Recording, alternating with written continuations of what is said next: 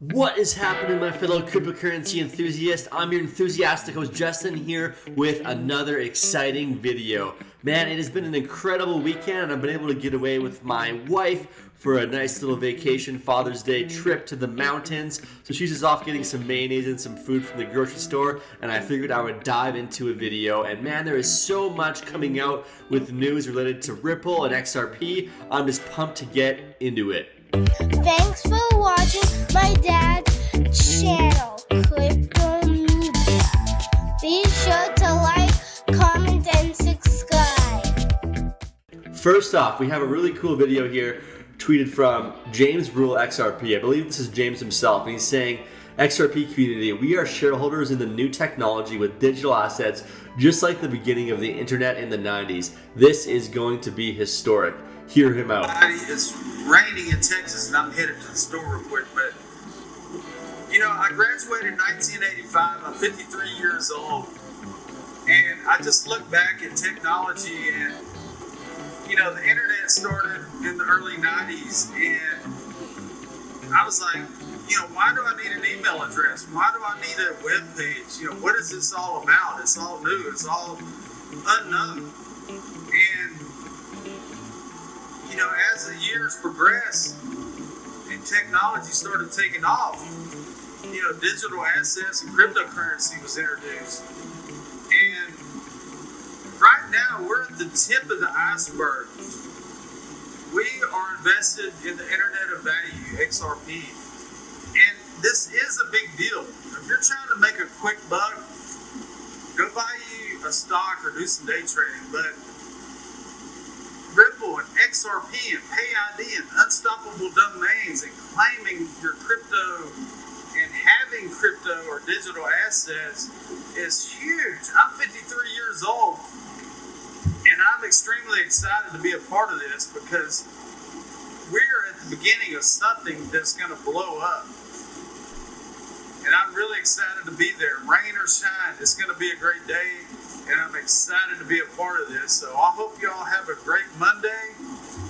Thank you, James. We are at the beginning of something that is about to blow up, and he is absolutely right. And just today, there was breaking news from Galvatron tweeting this, that PayPal and Venmo to roll out a cryptocurrency buying and selling on their platforms, which is massive news for the cryptocurrency space as a whole. And he hopes that they don't pull a Winklevoss on us and preclude XRP on that. But this is big news. I mean, the prices on crypto are going up right now. Ethereum's up 5.5%. XRP's up 1%. Chainlink is up. Everything is going up with this news. And no kidding, this is big news. Fintech giant PayPal to roll out direct sales of cryptocurrency to its 325 million users. And this comes on the back of the heels of Ripple announcing that they have launched PayID, which will reach easily 100 million users as well. And what they say here is, currently, my understanding is that they're going to allow buying and selling of crypto directly from PayPal and Venmo. A well-placed industry source told CoinDesk. They are going to have some sort of a built-in wallet functionality so you can store it there. Companies left, right, and center are diving into the crypto space, and it is happening quickly. It is happening furiously, and it is going to happen faster than it's taken a while to get to this point, but things are looking very, very, very bullish in the coming weeks and months for the crypto space. And from XRP Supreme, the icon. We all want to be the genius that predicts when XRP will run to insane gains, but just know that you are a genius no matter what because you invested in XRP. HODL strong, ladies and gentlemen. And here we got a tweet from the Bearable Bull. Money isn't made when you buy. It is made while you wait. And we have been waiting for a long time. It's been a harsh few hundred days. I think it's been 500 or 600 days since Ripple has seen all-time highs. So since XRP has seen all-time highs, so we are waiting for that moment of discovery, the moment of intrigue. So now here we go. A message from the Daily HODL today. SBI Ripple Asia plans to launch XRP remittance platform this year. A joint venture from financial titan SBI Holdings and Ripple is gearing up to launch the XRP remittance platform known as ODL in Asia this year.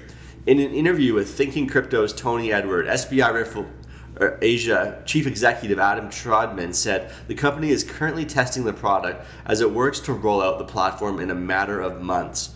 And he says here, ODL is a solution that changes the fundamental layers of the banking system and how money is moved, and what technology is super exciting. It's just rolling out now. For SBI Ripple Asia, we have limited trial and pilot projects going on right now with various companies in our territories, and they are going great. Now, ODL is designed to give banks and financial institutions a regulated method to send fiat currency across borders in an instant using XRP as a bridge currency. There are customers of SBI Ripple Asia that are starting to leverage ODL technology for Ripple. And wow, this could be a game changer. I definitely check out Thinking Crypto's channel and watch the remainder of the interview. It is a fantastic interview. But there's another interview I want to talk about here that JamesRuleXRP posted earlier this weekend from David Schwartz, the CTO of Ripple. He's a fireside chat with Christina Corner of Cointelegraph. Now, he goes into some really interesting info and just how he heard about Bitcoin and where things are moving with Pay ID and everything. So I'm going to take a few minutes, and it's going to be a little bit of a longer clip, but I want you guys to pay attention to what he has to say here. Check this out. Then it might immediately appear is the way the internet went by universities, and then like just technical nerds, people who just were really into the technological aspect of it and didn't mind that it was very unfriendly. And then it gradually bled into popular culture. I remember the first time I heard a reference to Bitcoin on TV, and I also remember the first time that I heard references to the internet on TV. You know, I lived through that revolution, and I think there's big parallels there. And I think it's interesting that Ripple kind of picked the strategy, the internet parallel strategy, very early, because in the early days of Bitcoin and the blockchain technologies, the early strategy was everybody use this for everything. Like everybody's Bitcoin strategy was everybody will use Bitcoin, then everything will just work, which is kind of like a religion that says we'd be a peaceful religion if everybody everybody believed in the same religion. Every religion's peaceful. If we all use PayPal, then we could all pay each other really easily. The problem is we don't all want to use PayPal for good reasons. And it took us a while to realize that sort of ground up, everybody used the new technology for everything strategy was not going to work at that early stage of the technology, because the technologies were not mature enough. And so the strategy that we went after is very similar to what the internet did. We went after people who had very specific problems that the internet could solve, who wouldn't mind the fact that the sort of technical cost of admission was high at that time, and that the technologies were sort of experimental. They didn't have a proven track record. There were regulatory issues. So we went after enterprise payments. And then what we've been doing, like I said before, is we're trying to build the infrastructure to create that sort of target market. And this is actually a perfect opportunity for me to bring up a technology that we just launched yesterday, along with a pretty large coalition of companies that represent over 100 million users, which is Pay ID. And that's aimed at a very specific pain point in payments. So this is it's actually kind of interesting, because we have been working a lot from the sort of plumbing side of it. We said if everybody in the world's going to be able to pay everybody else, you need a lot of plumbing. You need someone's going to pay in reals, and someone's going to receive it in pesos, and so you need liquidity, but there's another piece that you need too, which is you need the front end. You need the way for the user. When I want to email you, I just ask you your email address. Some complex technical magic goes on behind the scenes. But something we learned at Ripple was that, if you go back to the enterprise payment world, when you make a payment, like you go to your bank and you make a payment, there's huge infrastructure that makes that payment work. There's JP Morgan Chase and Deutsche Bank and HSBC, and they have all this plumbing, and they spend billions of dollars building it. But what's missing is the sort of payment setup. So your bank often can't even tell you what path the payment's going to take or what the fees are going to be, because the stupid simple thing, when I send you an email, the first thing that happens is my computer talks to the computer from my email provider, talks to the computer from your email provider, and they negotiate stuff. That early stage was missing from payments, and that was what Ripple built with RippleNet. And so Pay ID is that negotiation phase with that sort of human identifier for payments in the entire world. And it doesn't solve the problem of connecting all of the payment networks together like in the plumbing, but you have a chicken and egg problem. Like if I built the plumbing, what would I do with it? If I created the bridge between two payment networks, how would I go get customers? Like it would be a nightmare. This connects all of that together, and at the same time, it provides regulatory compliance for cryptocurrency companies, and it enables interoperability between cryptocurrencies and fiat.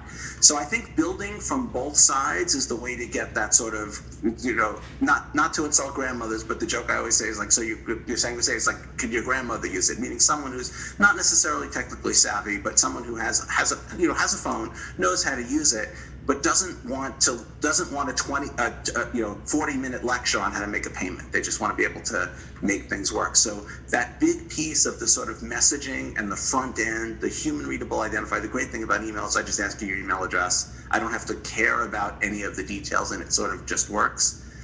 So we launched that coalition literally just yesterday to build that sort of front end and messaging piece.